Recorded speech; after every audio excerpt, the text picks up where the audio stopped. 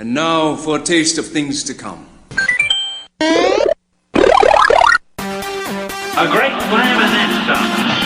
It's on! It's time for the new GameOn Podcast. We're celebrating our favorite games. Falcon Punch! Mamma mia! Finish him! It's a little bit of the old, You're good, but I'm better. a little bit of the new, I am assuming direct control. and everything in between. But enough talk! How about you? Let's get things started. Get more from your gaming habit with Jeff Johnson. Game on! Game on! Game on!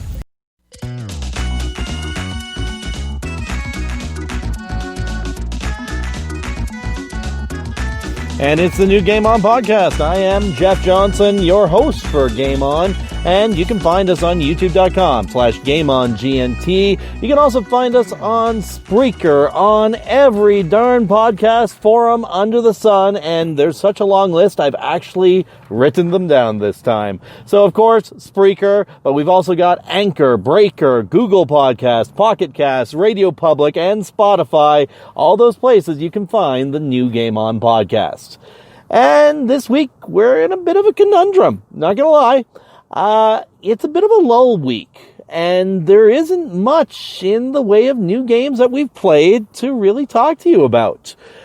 Just to give you an idea of some of the games we played last week, the biggest titles we gave a go were Awesome Pea 2, which we've already talked about that on the show, and we just did a hit or miss feature including Awesome Pea 2. So, I mean, if you want to know a little bit more about that, check out that feature on Spreaker and on YouTube.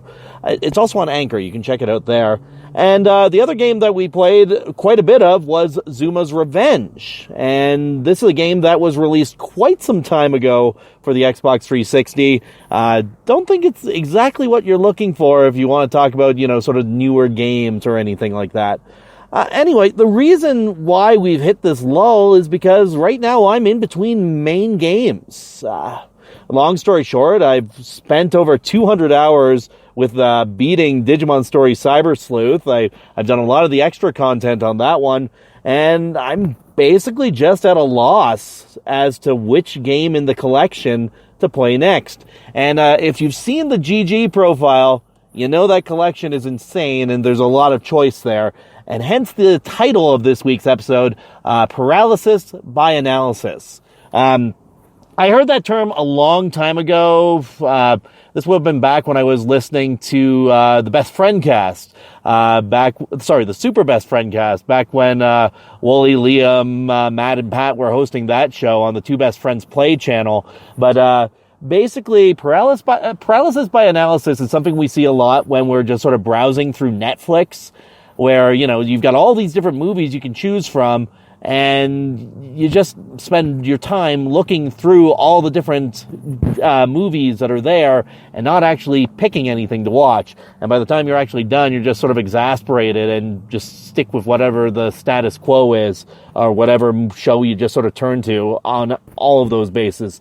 In this case, I'm kind of in that place with my game collection because there's 1,800 different games to choose from, and I'm kind of left just sort of mulling about between a choice here. So this time around, today, what I've decided to do is I'm going over a couple of short lists. And basically what we're doing is we're talking about my list of favorite time-killing games. So this is games lately that have been sort of catching my attention just to play for half an hour here and there. Like, if I'm going to bed soon, but I don't want to dive into like a full RPG or anything like that, I just put on one of these just to sort of kill time for a bit. And there's a couple of good ones in this list too, and a couple of surprising ones as well. So we'll get to that in a little bit here. And the other big list we're talking about today is the list of big titles I'm debating playing next. So the list of big titles I want to play next. And there's quite a few big names in there, so we'll be jumping into that before we end this episode. In the meantime, I am Jeff Johnson, your host of Game On, the host of the new Game On Podcast, and that's what you're listening to right now, the new Game On Podcast. Are you looking to jumpstart your game? Mas spoon is too big. Have you had enough of games being remade over and over again? My spoon is too big. Are you looking for an insider's view of the gaming industry? My spoon is too big. Don't you care about anything but spoons? I am a banana. Yeah. Just listen to Game On with Jeff Johnson. Well, hi there. This is Yosemite Sam. Ooh, I likes Game On. The new GameOn Podcast continues. Here's Jeff. And it is the new GameOn Podcast. I am Jeff Johnson. Thank you for joining me once again this week. It's episode 11, Paralysis by Analysis, and we're doing a little bit of analyzing this week. Let's start by talking about some time-killing games.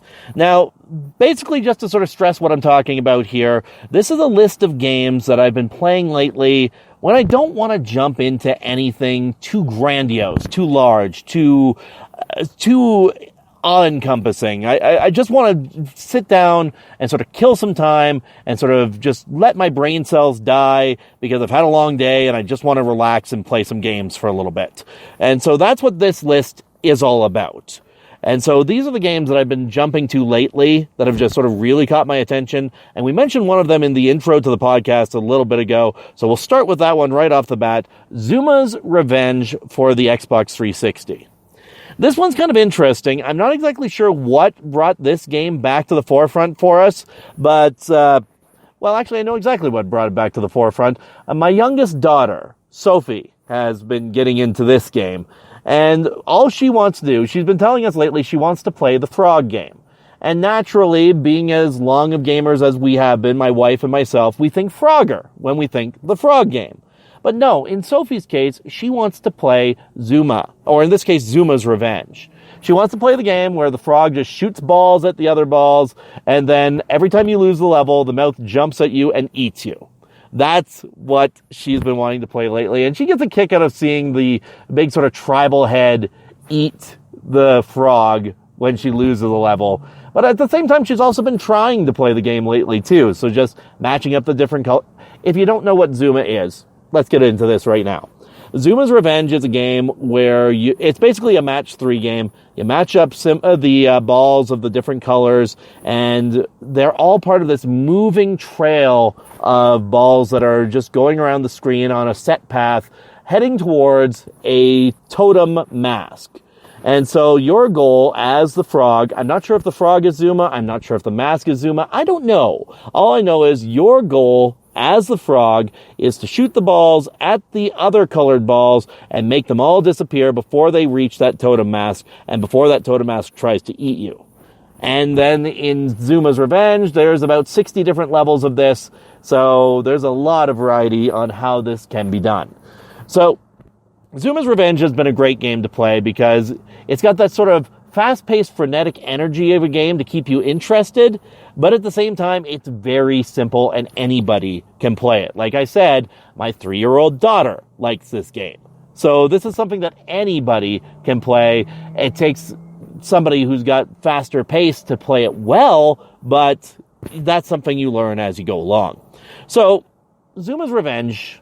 And actually, this is going to spawn another topic here because there's also Zuma that you can play, which is the first one of these, but I like Zuma's Revenge better than the original Zuma.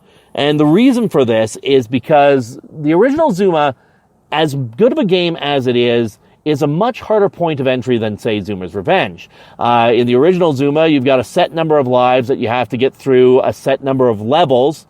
And if you lose all of your lives before getting through all the stages, like all the levels of a stage, then you have to start back at, say, 3-1. So if you get to like 3-4 and lose all your lives there, you have to go back to 3-1 to continue on. So it's sort of like that old school arcade feel to it. And in that case, it's a little bit more challenging.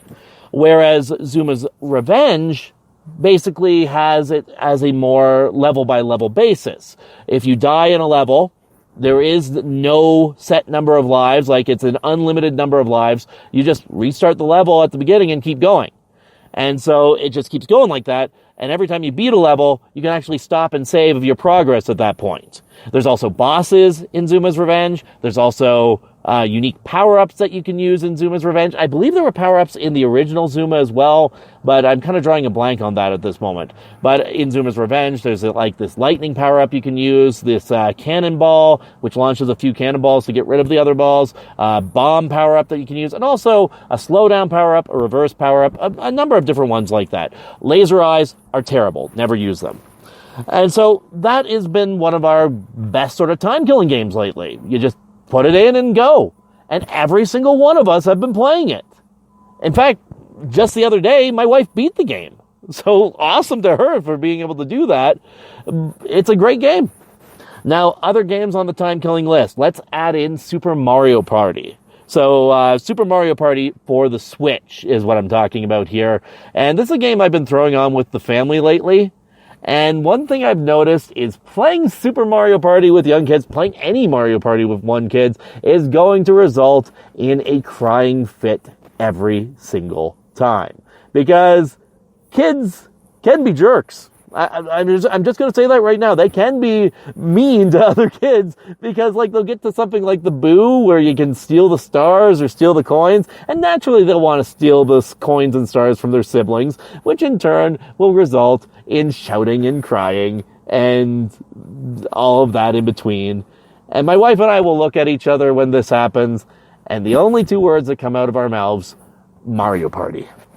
Mario Party has become the term we're using when our kids have one of these fits from this game. Super Mario Party is great. It's a great return to form for the Mario Party series. And if you were turned off from the Mario Party games on the Wii, get back to it with the Switch. It's really good. Risk Factions is the next one on the list, and I've noticed my wife has been getting back to this game lately. Not only that, but both her and my daughter have been asking to play this game a lot more with me. Now, Risk Factions, I've talked about this on my top 100 games list of all time. This game is probably the best iteration of Risk in a video game form ever. Risk Factions. There's a lot of fun to it. It's got a good quality pace, good speed to it.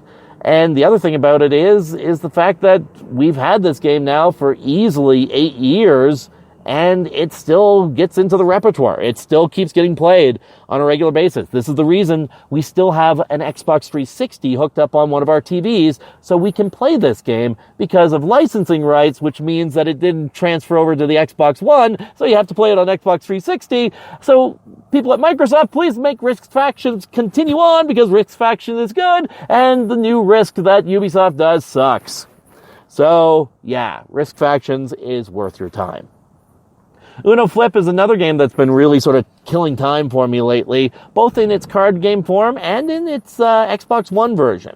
Uno Flip is great. We did a feature on this a while back. I can't believe we did a feature on Uno Flip, but here it is again.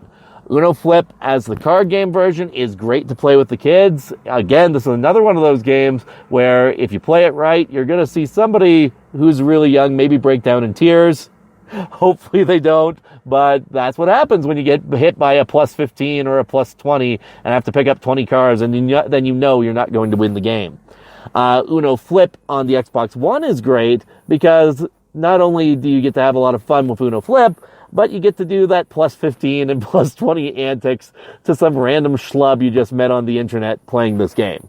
So there's a lot of griefing that gets involved in this game, and it's great.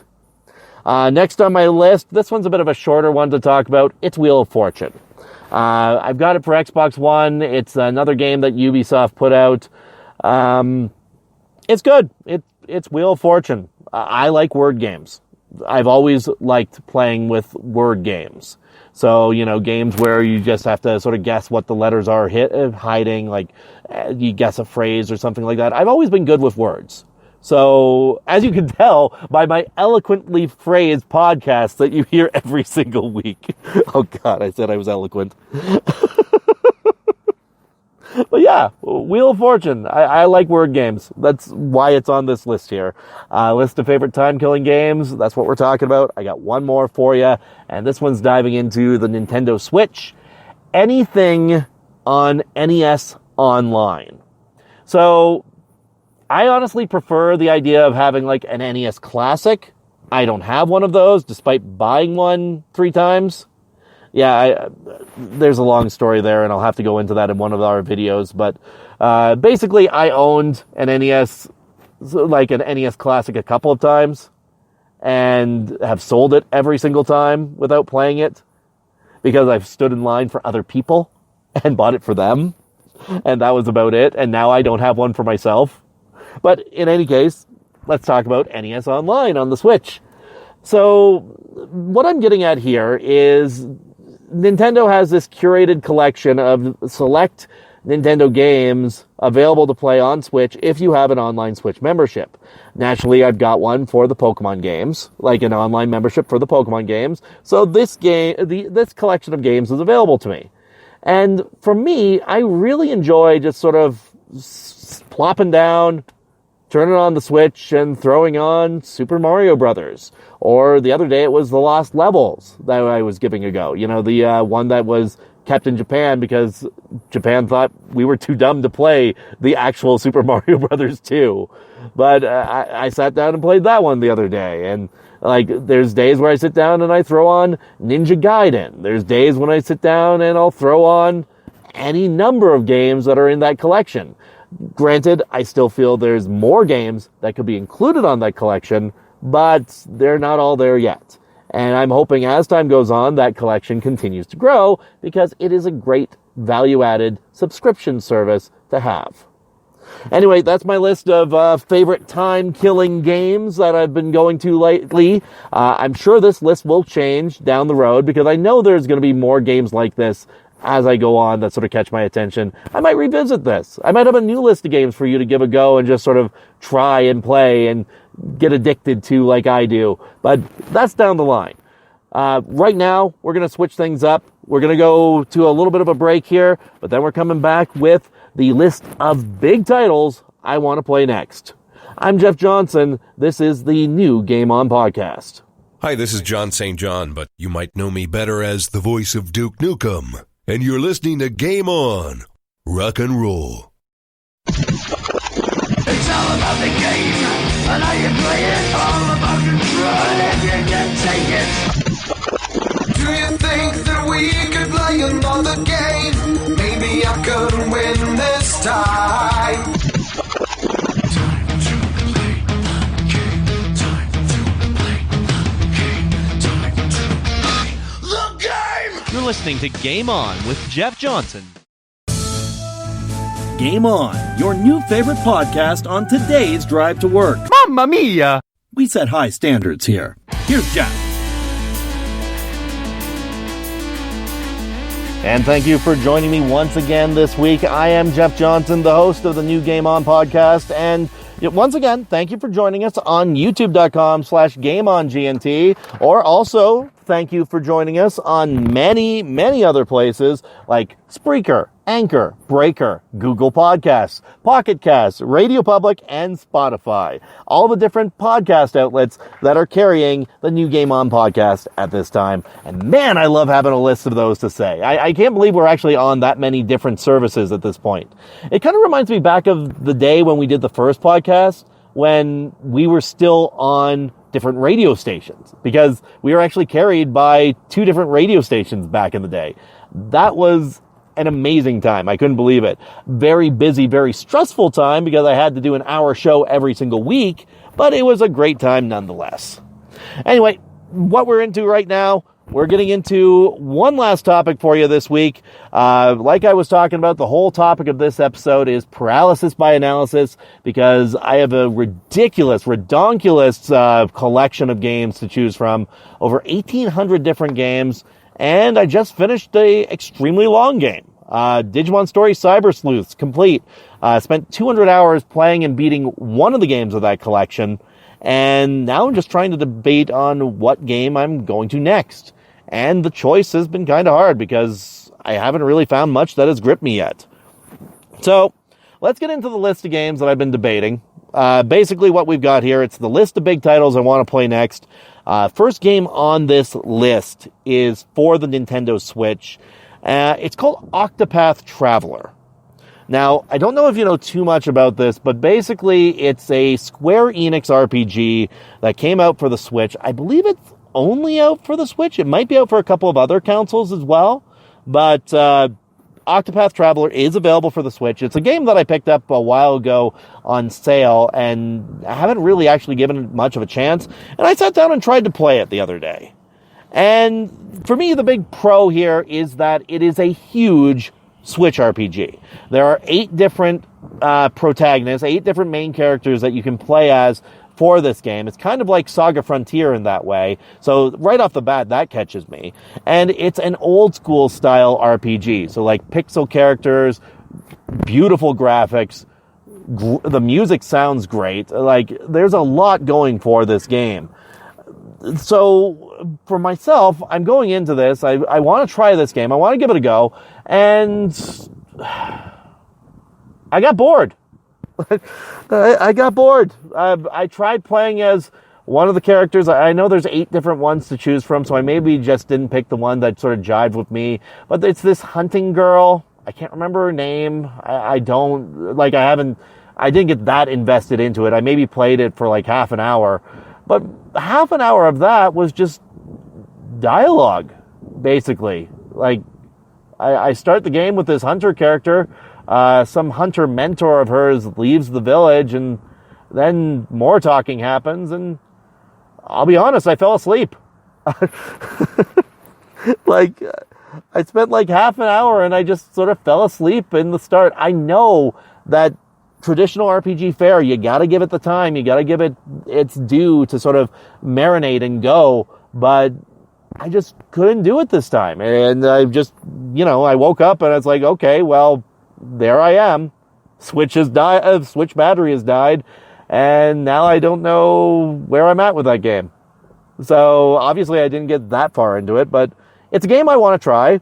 Of course, I'm just hoping that's not the case for all of the different protagonists, because holy cow, that was boring. That was a very boring start to it.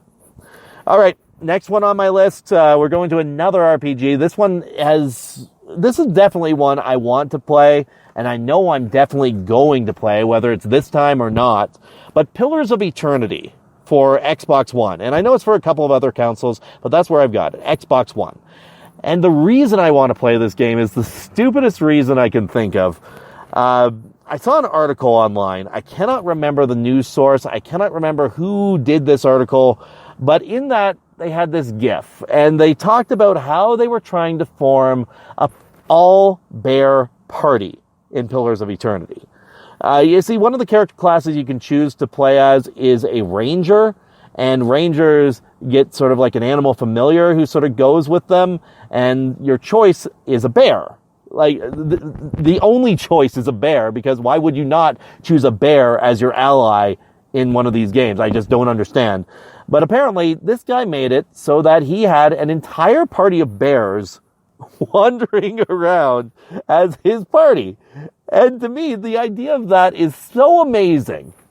To just basically send an army of bears in to fight against whatever bad guys you're going to come across. The idea of that is so amazing to me, I just have to do it. Now, so I did fire this up. Actually, I fired it up last night. I fired up Pillars of Eternity last night.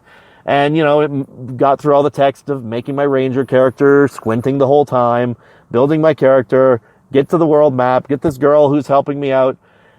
And then I start trying to talk to all the different characters around the map. Now, I have a 32-inch screen TV. And here's where my con on this one comes. I don't know if I can read the font for this game. Like, I'm sure there are I got to dive into the options of the game to see if I can sort of switch things up there. But I just found it too small to read. Like, yes, this is old man Jeff complaints coming here. The text is too small, children. But I mean, like, to me, it should be something that it should be clear and easy to read what you're playing. Like, I think about games like Final Fantasy VI, Chrono Trigger, endless games that came out for Super Nintendo, Illusion of Gaia being another one. It's nice, big, bright text on a background that you can read over. And I was struggling with reading the text, the font on this one right off the bat. So I don't want this to discourage me, though. I definitely want to play Pillars of Eternity, so I need to dive into the options to see if I can sort of tweak that up a bit. But I mean, it's definitely a concern. Next one on the list for games I'm debating playing, Assassin's Creed. The original Assassin's Creed, like Assassin's Creed 1, back for Xbox 360. And like for me, I know Assassin's Creed is a good series, and like I look at some of the later ones like Odyssey and Origins and Black Flag's another one where like just the setting of it looks incredible. Like the graphics that go into it, the attention to detail there, like it is amazing to see just sort of the effort they put into designing these worlds. It's really cool in that way. And so I do want to play Assassin's Creed. And I do want to stress that. I want to play this game. But here's my con on this one. I've never played a single game in the Assassin's Creed series. Now, the sort of catch here is that I own a good chunk of the Assassin's Creed series, but I've maybe played like 20 minutes of Assassin's Creed 2, and that's about it. Yes, this is my insanity of game collection coming to play here, owning these many games and not playing them. Basically, every single Assassin's Creed game I own has either come my way through games with gold, like how Xbox gives you free games every single month, or through basically bargain bin sales, like finding it for $5-10 at a store, or downloading it on an Xbox game sale when it's stupidly low. Like I just picked up Unity for $8. You know, the first one that came out for Xbox One, $8. Compared to when it first came out for like $70 or $80. But I mean, if you looked at how much I spent on the Assassin's Creed series as a whole, like with me owning, I'd say probably about 8 or 9 different games of the series, $50 maybe for that many games. So like, it's just dumb collecting, thinking to yourself, you're going to play these games, you're going to play the Assassin's Creed series someday, but never actually jumping into it. And so I know it's a deep well to jump into, and I'm kind of concerned about how deep I got to go. Like, do I have to go all the way back to the original Assassin's Creed to get into it? Or can I just jump right into, say, Unity or Syndicate or one of the ones for Xbox One? So that's kind of a debating point where I'm at with that one. Next one on the list. This one is almost the exact same issue, Kingdom Hearts.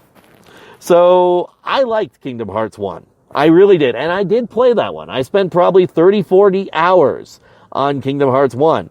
But it's more than a 30 or 40 hour game. I know that because I got to, I think it was Hollow Bastion is the name of the last level of the game. And so I got to that point and knew that my guy wasn't ready for that point and started trying to do sort of all the side stuff and the grinding, and other games came along and I put the game down. And I never beat Kingdom Hearts 1 when it first came out. So this was back when it came out for PS2. I never did that. And then in recent years, like basically there have been sales on the Kingdom Hearts collections. So like basically 4 or 5 of the Kingdom Hearts games together as one. And so naturally, being the idiot that I am, I picked those up. And so now I'm thinking to myself, well, I've got all these Kingdom Hearts games. It'd be kind of fun to go back to it and see.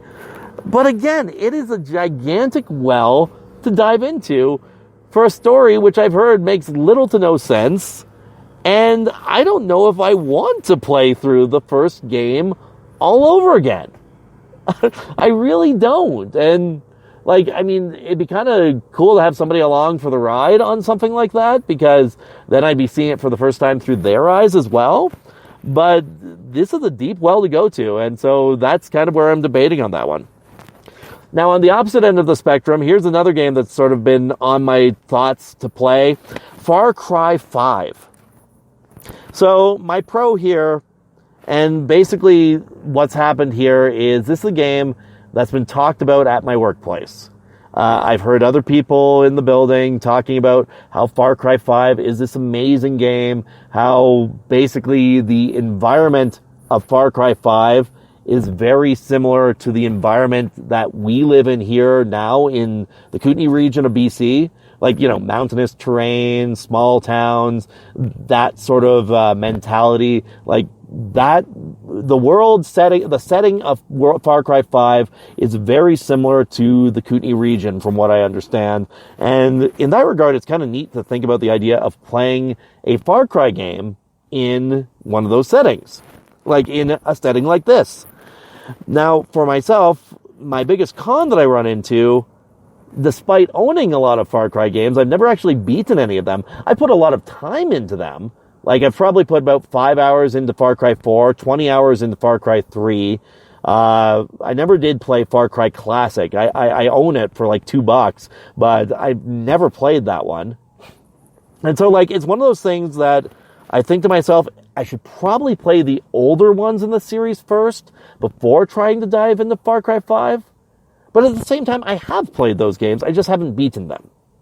And I mean, just because I haven't completed every mission in, say, a Grand Theft Auto doesn't mean that I should be limited not to play Grand Theft Auto 5, because that game is genius.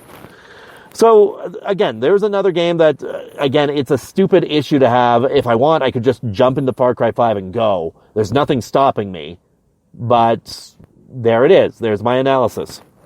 And the last game on this list of games that I've been debating playing next is Red Dead Redemption 2. And this one, I have a reason why I haven't played it yet. Because, I mean, let's face it, I know the game has been out for quite a while now. I didn't get Red Dead Redemption 2 until about 1 month ago. So this game is relatively new in my collection. I've wanted to have it for a very long time. I just haven't bought it because it's one of those things where I prefer not to buy the games I really, really want right off the get-go, because I prefer waiting to see if they'll drop down in price. I'd rather buy them super cheap than buy them for $80.